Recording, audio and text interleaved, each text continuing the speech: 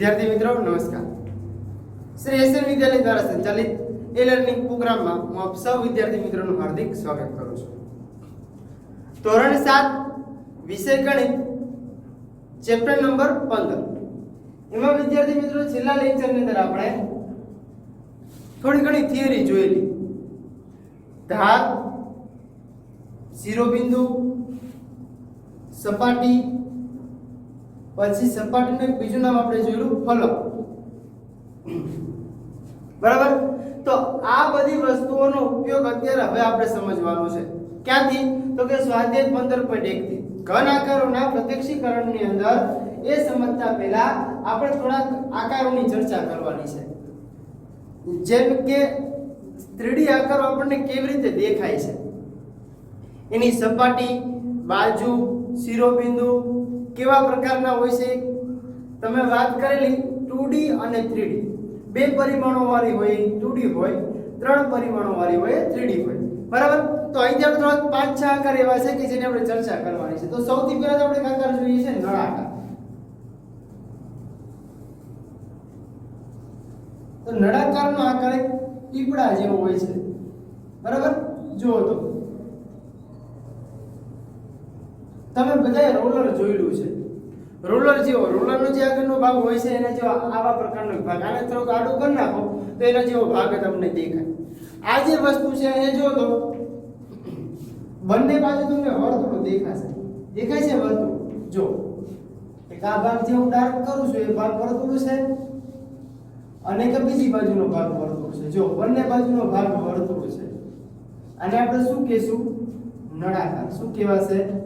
નળાકાર। યાદ રાખજો, આગળના જોડકામાં એક આવશે 15.1 ની અંદર, બરાબર। પછી બીજી વસ્તુ છે, અહીંયા આપણે જોઈએ છે બીજો ત્રિકોણાકાર જેવું કંઈક આપણને આપેલું છે।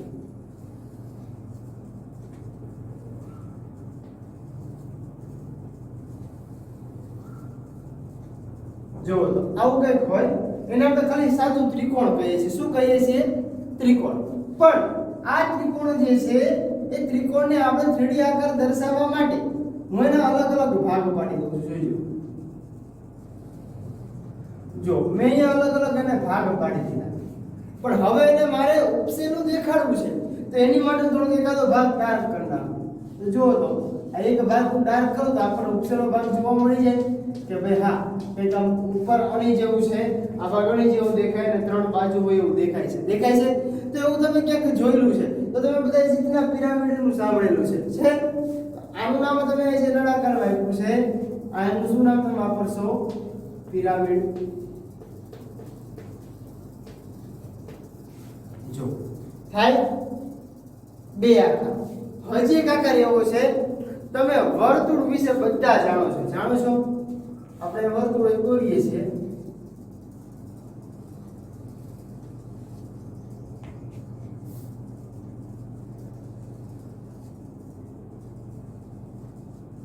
આ વર્તુળ એક આપણે દોર્યું છે, બરાબર। તો વર્તુળ જે છે તો આપણને સાદું વર્તુળ લાગે, બરાબર। કોઈ પણ વસ્તુ છે વર્તુળ તો જો તમને એનું નામ વર્તુળ લાગે છે, પણ આને આપણે 3D દર્શાવવું છે, બરાબર। 2D આપણે કહીએ કે 2D જે બે પરિમાણ વાળો જે આકૃતિ છે એને આપણે 3 પરિમાણોમાં દોરી શકીએ અથવા 3D માં દોરી શકીએ, આવું આપણે સમજેલા છીએ, બરાબર। તો એને આપણે સમજવા માટે કેવી રીતે? તો કે જો તમે વોલીબોલનો બોલ છે, ફૂટબોલનો બોલ છે, ક્રિકેટનો દડો છે, અથવા તો ઘોડા ફેંકનો જે લોખંડનો બોલ આવે છે એ છે, બરાબર। તો એ બધાને તમારે સમજવું છે। તમે આવી રીતે જોયેલું છે, જો ધ્યાન રાખજો, આવી રીતે તમે જો એટલે તમને કદાચ એવું લાગી જાય કે ના ભાઈ હવે 3D કેમ દેખાય છે। જો તો દેખાય હવે 3D આકારનું તમને જો તો દેખાય આવે। તો આનું નામ તમે પાછું આપી શકો ગોલકો। જો અહીંયા તમારે વિદ્યાર્થી મિત્રો આની જે શરૂઆત છે 7મા ધોરણની અંદર આવા બધા આકારોની શરૂઆત છે। આ બધા આકારોનો આખો ચેપ્ટર આવશે તમારે। નળાકાર, લંબઘન, સમઘન, શંકુ, ગોલક, આવા બધા આકારોની તમારે એક આખું ચેપ્ટર આવશે। પૃષ્ઠફળ અને ઘનફળ ધોરણ 8 થી શરૂઆત થશે, બરાબર। એટલે બધા આકારો સમજો કે ગોળક આને કહેવાય છે, નળાકાર આને કહેવાય, ત્રિકોણાકાર જેવું પિરામિડ છે આને કહેવાય, બરાબર। આનો ઉપયોગ તમારો બહુ નહીં થાય, પણ આવા બધા જે છે આકારનો ઉપયોગ થશે। જે બીજા આકારો છે પેલા આકારો જોઈ લઈએ આપણે। પછી ને આગળ બીજી વાત કરીએ. ચલો ગોલક 3, એના પછી ગોલક, પછી તમે બધા લંબઘન અને સમઘન સાંભળેલું છે, બરાબર? તો આપણે પહેલા તો સમઘનની વાત કરીએ. જો સમઘન દોરતા નથી આવડતું, સમઘન એટલે બધી બાજુ સરખી હોય એવો ઘન, બરાબર? તો એવો ઘન તમે બધાએ જોયેલો છે. કયો ઘન છે એવો? તો કે સમઘન જે છે તે આપણે જે તમે સાદી ભાષામાં કહો તો લૂડો ગેમ રમો છો બધા મોબાઈલની અંદર, બરાબર? તો એમાં જુઓ તો તમને એક ચોરસ પાસો આપવામાં આવે, જે તમે રમત રમતા જે પાસો ફેંકો છો એની વાત છે, બરાબર?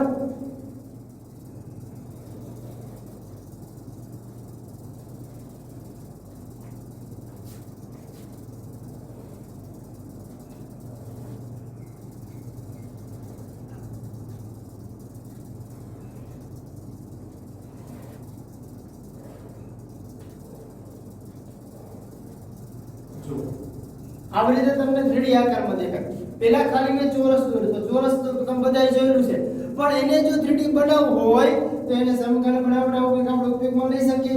હવે જો તો આ એક ભાગ ડાર્ક કરી નાખું છે, આપણને ખબર પડી કે આપણી સપાટી છે. જો તો આપણને દેખાય.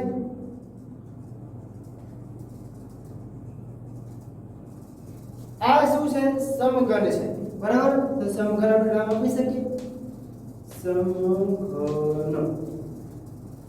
આ સમઘન છે. આપણે બે ચોરસમાંથી આખું સમઘન બનાવ્યું છે. અને હવે પાછું બીજો આકાર કે જે તમે એક લંબચોરસ વિશે બધાને ખબર છે. આવું લંબચોરસ તમે જોયેલું છે. આને ખાલી તમે લંબચોરસ કહો છો. લંબ એટલે લાંબુ, બરાબર? ચોરસ એટલે ચાર આકાર, ચાર ખૂણાવાળું છે. પણ હવે એને લંબ ઘન બનાવવું છે. ઘન એટલે 6 બાજુ હોય એવો આકાર છે, બરાબર? તો ઘન બનાવવા માટે જો તો આવી રીતે લખી શકું. જો તો આ સમઘન તો બધી બાજુ તમને સરખી દેખાય છે. આ લંબઘનમાં એક બાજુ તમને જો થોડું લાંબુ દેખાય છે. તો હવે પાછું એને આપણે આકારમાં કોઈ પણ આકારમાં થોડું ડાર્ક કરી નાખીએ. જો તો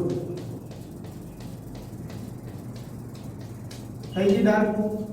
અરે કેવો આકાર કહેશો તમે? લંબઘન. કેવો?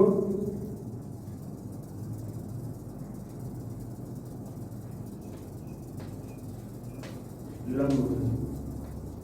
ચલો હજી એક આકાર છે.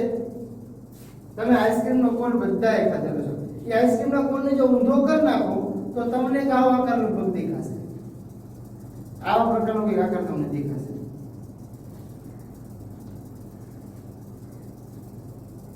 દેખાય આવા પ્રકારનો આકાર? તો એક ભાગ હું ડાર્ક કરું છું. ઉપર જો ત્રિકોણાકાર દેખાય છે, નીચે મને વર્તુળ દેખાય છે. આને તમે શું કહેશો? આને આપણે કહેશું શંકુ. શું કહેશું? શંકુ. આઈસ્ક્રીમના કોન જેવો આકાર દેખાય છે. હવે જો અહીંયા તમારે આ એક નળાકાર, ગોલક, શંકુ, લંબઘન અને સમઘન, આ 5 આકારોનો ઉપયોગ તમારા આગળના ધોરણમાં થશે, બરાબર? એટલે 5 આકાર આવા છે તમે સમજી લો. બાકી ડિટેલમાં તમે જ્યારે આગળના ધોરણમાં આવશો ત્યારે તમને સમજાશે. હવે બીજું કે આ બધા આકારો આવા શું છે? આપણા 3D આકાર છે. કેવા છે? 3D આકાર, બરાબર? ફરીથી એકવાર આ નળાકાર છે, આ પિરામિડ છે, ગોલક છે, સમઘન છે, લંબઘન છે અને શંકુ છે, બરાબર? આમાંથી આ દરેક ભાગને જે છૂટા કરવામાં આવે તો કેવો આકાર બને? તો પાછું એ આપણને ખબર પડી જાય, બરાબર? ચિત્ર જોઈએ તો આપણને તરત ખ્યાલ પડી જાય. હવે આપણે જોવાનું છે આગળનું થોડું, એટલે કે સ્વાધ્યાય 15.1 તરફ જોઈએ અને પછી આ આકારો જે તમને જ્યાં જોવા મળશે એની આપણે ચર્ચા કરશું, બરાબર? તો ચલો પહેલા સ્વાધ્યાય 15.1 તરફ થોડું જોઈ લઈએ.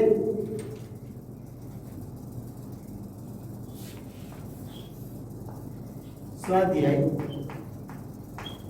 15.1. ચલો 15.1 નો પહેલો જ પ્રશ્ન કંઈક છે આપણી પાસે. જોઈએ પહેલો જ પ્રશ્ન આપણને શું પૂછે છે અને શું કહેવા માંગે છે. તો જુઓ તો સમઘન બનાવવા માટે ઉપયોગમાં લઈ શકાય તેવી આપણે પેલા લખી લઈએ. સમઘન બનાવવા માટે ઉપયોગમાં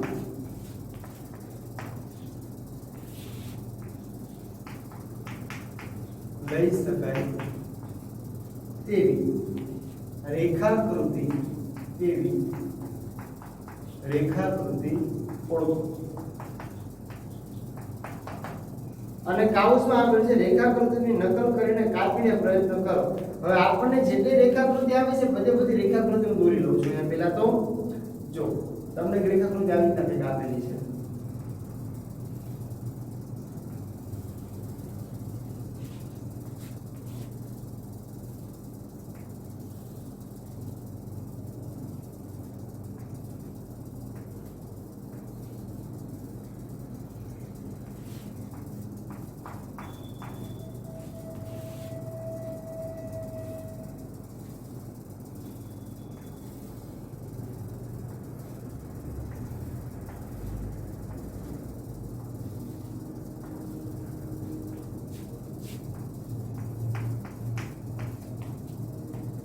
રેખાકૃતિ ખાસ તમારે ધ્યાન રાખીને દોરવાની છે. જો એક પણ ખાનાની ભૂલ પડી તો તમારે આખી આકૃતિ ખોટી પડશે. એટલે શાંતિથી સ્કેલથી અને વ્યવસ્થિત દોરવાની છે બધાએ. બરાબર?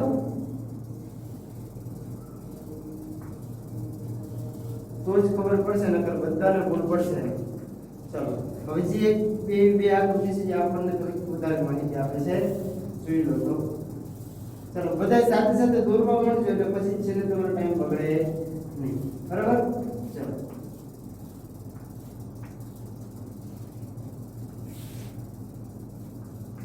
એના પછી વી મારુતિ આકૃતિ આપે છે તમને.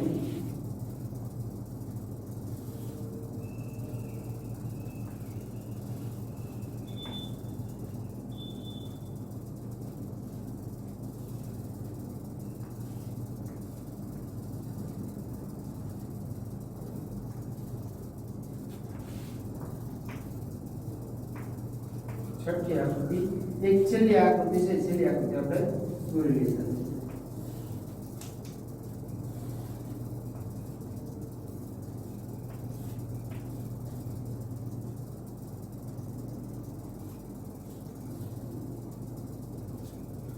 આવી 5-6 આકૃતિ તમને આપેલી છે.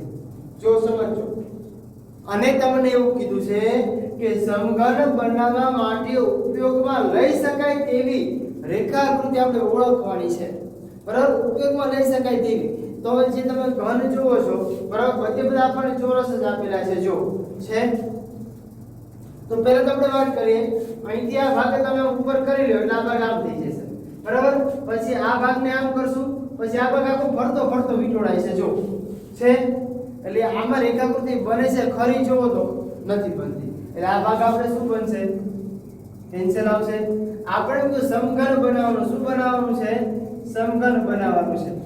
બીજી આકૃતિ જોવો તો કે હા 3 ભાગ લેવાનો, 2 ભાગ તમારો ઉપર નીચે આવશે. જો આ ભાગને હું ત્યાં મારી દઈશ, ઓલા ભાગને આ મારી દઈશ, પછી આ 2 ભાગ તમારો ઉપર નીચે આમ થઈ જશે. જો થઈ જાય. તો બીજું છે એ બીજું તમને મળશે. ત્રીજું તો ત્રીજામાં જુઓ તો દરેક બે ભાગમાં આપેલા છે. પહેલા તો આખે પાને એક બાજુ વાળો, બીજી બાજુ. આ તમે ઘરે જો જાતે ટ્રાય કરશો તો પણ તમને ખબર પડી જશે. બરાબર? એના પછી જુઓ તો બીજી આકૃતિ બંને આકૃતિ એવી છે જે તમને તરત માહિતી સમજાવી દે અને તરત તમને ખબર પડી જાય. જુઓ તો એક આકૃતિ પણ એવી છે અને એક આકૃતિ પણ એવી છે. કારણ કે આ તમે જો જાતે પ્રયત્ન કરશો તો જ વધારે તમને માહિતી ખબર પડશે. હવે મેં કીધું આપણને કે સમઘન બનાવવા માટે ઉપયોગમાં લઈ શકાય તેવી રેખાકૃતિ ઓળખો. તો આપણને જોતા તો થોડીક આપણે ઓળખાણ પડી ગઈ કે બીજી, ત્રીજી, ચોથી અને છઠ્ઠી. તો લખી શકાય કે બીજી એટલે કે 2, પછી 3, 4 અને 6 રેખાકૃતિથી સમઘન બને. જો આપણે જવાબમાં ખાલી આ તમારે જે આકૃતિ બધી દોરી જાય એટલે જવાબમાં ખાલી આટલું જ લખવાનું છે એટલે તમને તરત માહિતી મળી જાય. જો કદાચ કઈ વસ્તુ તમારી પાસે હોય તો તમે એને જાતે પ્રયત્ન કરશો તો તો પણ તમને તરત તમને ખબર પડી જશે, બરાબર, કે આપણે કેવી રીતે માહિતી લેવાની છે અને કેવી રીતે માહિતી મેળવવાની છે. સમજાશે? જો આપણે એક ટ્રાય કરીએ કે ભાઈ આ આકૃતિ છે એને આપણે દોરવી છે, બરાબર. તો જો અહીંયા જે સમઘન છે એના આધારે આપણે વાત કરીએ. આ જે ભાગ છે તમારો, આ ભાગ, એ ભાગને જો આપણે અહીંયા આ જે સાઈડમાં ભાગ છે, સાઈડના ભાગની વાત કરીએ, બરાબર. પછી આ બીજો, પાછળનો બીજો, ત્રીજો અને આના બાજુનો ચોથો ભાગ, એટલે આ જે મીંડાવાળા ભાગ છે બધા ભાગ આપણે આ બાજુ આવી ગયા, ચાર ભાગ આવી ગયા. એટલે જો તો 1 2 3 4 ભાગ આવી ગયા. હવે ઉપર ભાગ બાકી રહેશે. તો જો ઉપરના ભાગમાં એક ભાગ છે, તો આ ભાગ અને નીચેનો ભાગ જુઓ તો બે ભાગ તમે પેક કરી શકો. આ ચાર ની પેલા ચારે બાજુથી ફોલ્ડ કરી દો અને ઉપર નીચે બે બંધ કરી દો, એટલે આખું સમઘન બની જાય. જો તો આવી રીતે સમઘન બને. એ રીતે બીજા પણ છે. જો તો આ ભાગને કેમ પેક કરો, આ ભાગ આમ પેક કરો, આમ પેક કરશો, આ ભાગ તો બધું ઉપર જવાનું છે. એટલે તમે આખું જો એ રીતે યુઝ કરશો એટલે તમારે આખું તમારું સમઘન એટલે કે એક પ્રકારનો ઘન બની જશે. બની જાય. ચલો, આ પ્રશ્ન નંબર 1. હવે એના પછી આગળનો પ્રશ્ન છે પ્રશ્ન નંબર 2.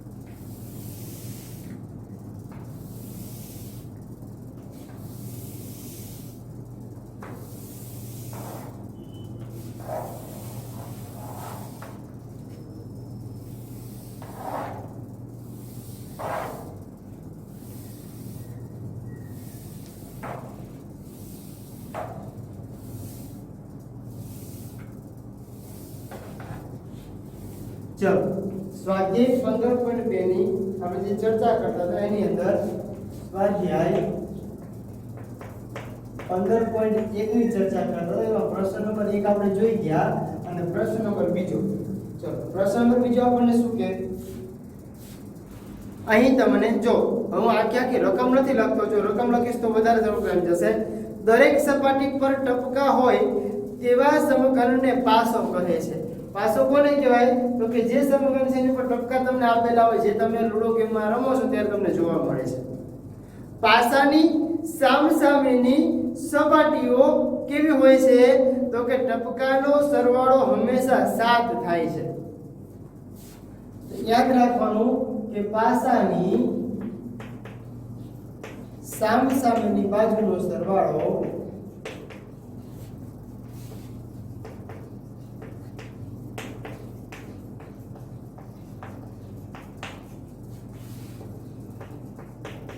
સાત થાય છે. યાદ રાખજો. હવે એમ કીધું અહીં પાસો બનાવવા માટેની બે રેખાકૃતિઓ દર્શાવી છે. દરેક ચોરસમાં લખેલા અંકો તે સપાટી પરના ટપકા દર્શાવે છે. બરાબર. ચલો, તો પહેલા આપણે જે ટપકાવાળી જે છે આપણે પહેલા દોરી લઈએ, પછી એની આગળ વાત કરીએ.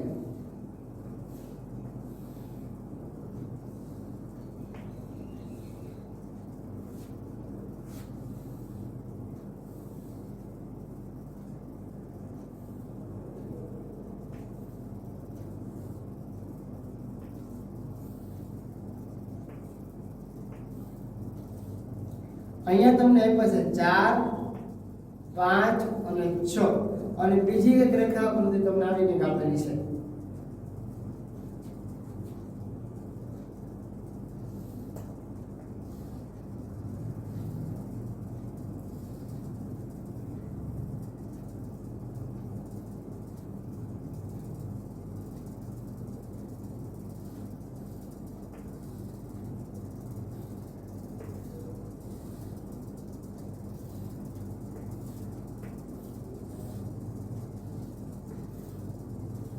આવી આપેલી છે અને એમાં આપ્યા છે 1 2 અને 3 આપેલા છે અને તમને એમ કીધું નીચે જો ભાઈ સૂચના એક આપેલી છે કે ખાલી ખાનામાં યોગ્ય સંખ્યાઓ લખો અને યાદ રાખો કે સામેની સપાટી એટલે કે બાજુ પરના અંકોનો સરવાળો કેટલો થાય છે તો કે 7 થવો જોઈએ બરાબર તો સામેની બાજુનો અંકોનો સરવાળો 7 થવો જોઈએ અહીંયા 5 છે તો અહીંયા કેવો અંક આવે અહીંયા 6 છે તેની સામેનો અંક સામે આવે જો તો અહીંયા એક 6 હોય અહીંયા કેટલા આવશે એક 6 ને એક 7 થાય અહીંયા 5 છે તો અહીંયા કેટલા આવશે જો તો સમજો એમને ખબર પડશે નહીં બરાબર અહીંયા 5 તો અહીંયા આવશે તમારે 2 અહીંયા 4 છે તો અહીંયા કેટલો અંક રહી ગયો તો 3 1 ને 6 7 5 ને 2 7 3 ને 4 7 થઈ જાય તો આ બે અંકો આપણે લખી નાખ્યા જો તો આપણે જે અંકો લખવાના છે આપણે થોડુંક અંદરલાઈન કરી નાખીને આપણે ખબર પડે કે આપણે અંકો લખેલા છે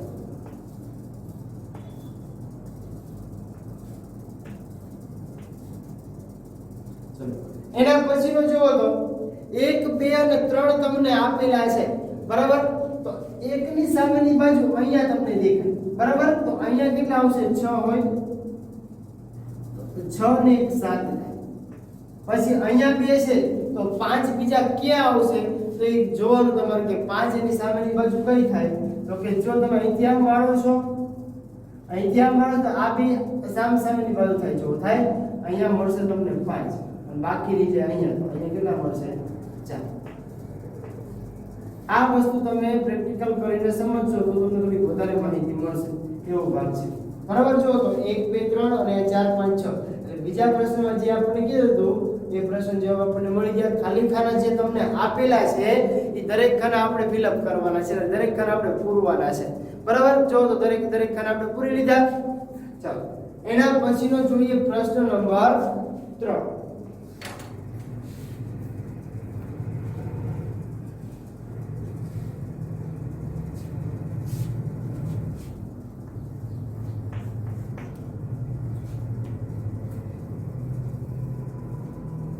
નીચે દર્શાવેલી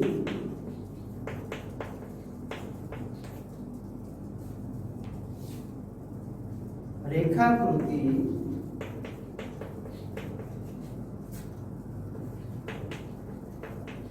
પાસાની રેખાકૃતિ હોઈ શકે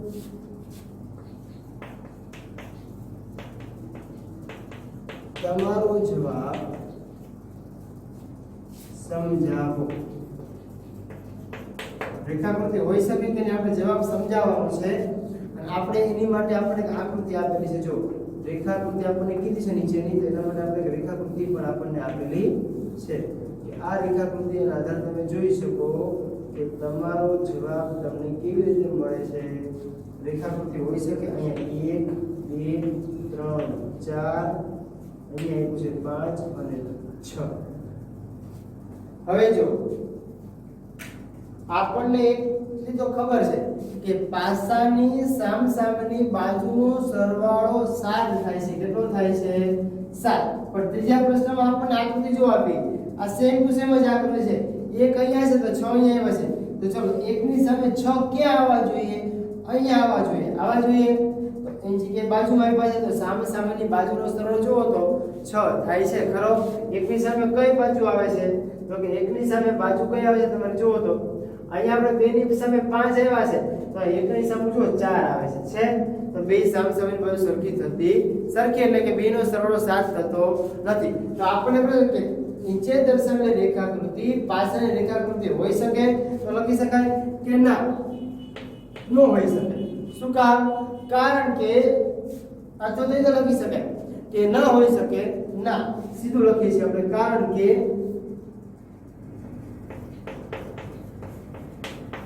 કારણ કે પાસા પરની સામેની બાજુ જુઓ તો કઈ છે તો લખી શકાય સીધું કે કારણ કે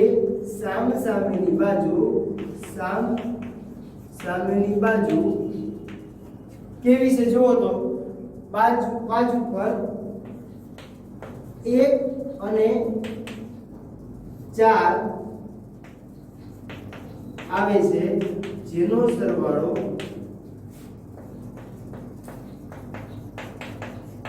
7 થતો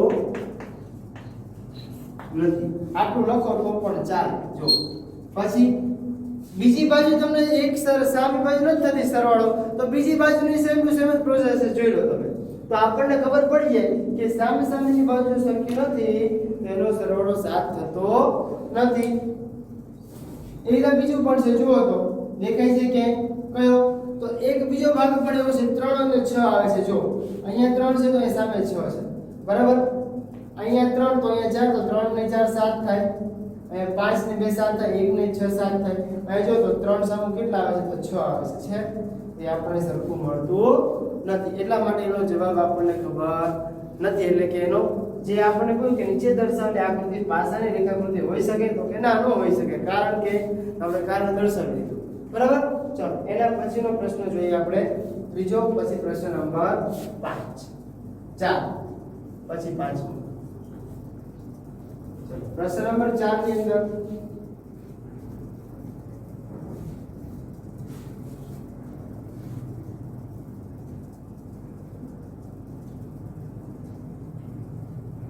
હવે જો પ્રશ્ન નંબર 4 માં સીધે સીધું હું તમને વાંચી સંભળાવું છું.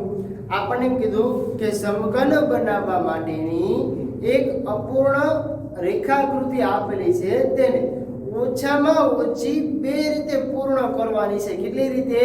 2 રીતે. તો આપણને એવું કીધું અપૂર્ણ રેખાકૃતિ આપણને આપેલી છે. કેટલી અપૂર્ણ રેખાકૃતિ આપેલી છે?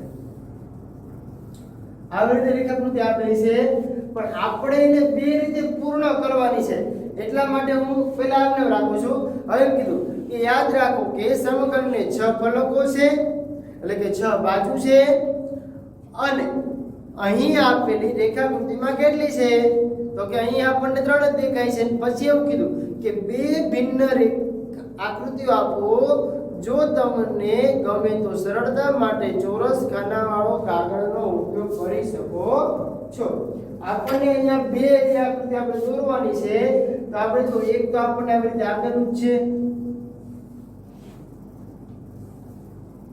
આ 1 અને 2 3 આયતા ખાના તમને આપેલા છે. આપણને એમ કીધું કે એને આપણે પૂર્ણ કરવા માટે આપણી રીતે આકૃતિ દોરવાની છે. તો જુઓ તો એક આકૃતિ આપણે મેં તમને સમજાવી આવી હમણાં કે આમાં જુઓ તો બની જાય છે, બની જાય. હવે આપણે 2 રીતે આપણને પૂછ્યું છે, તો એક તો આપણે આવી રીતે દોરી લીધું, તો બીજું ઊંધું કરી નાખો, તો આવી રીતે થઈ જાય. બીજું જુઓ તો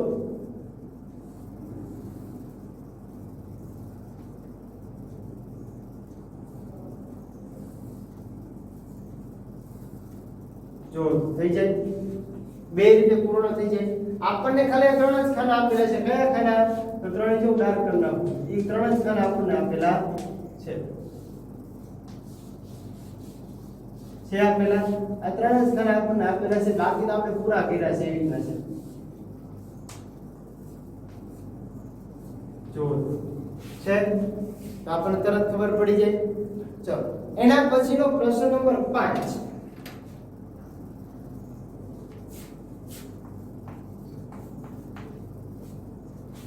જો પ્રશ્ન નંબર 5 ની અંદર આપણને એવું કીધું કે નીચે રેખાકૃતિ યોગ્ય ઘનાકાર સાથે જોડો. યોગ્ય ઘનવાળો જે આકૃતિ છે એની સામે તમારે જોડવાનું છે.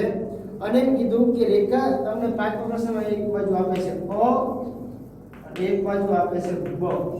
તો હવે તમને ખબર પડી જાય અહીંયા a છે, b છે, c છે અને d છે. તો મેં તમને હમણાં જ આકૃતિ દોરીને સમજાવેલું, એટલે તમને થોડો ઘણો આઈડિયા તો આવી ગયો છે કે આપણે કેવી રીતે દોરવાનું છે, બરાબર. તો જો તો અહીંયા હું સીધું જ સામે જવાબ લખું છું, તો તમને ખબર પડી જશે કે આની આકૃતિ આવી જ કંઈક થશે. ચલો પહેલા સામે શું આવશે? તો કે 2 નંબરનું આવશે.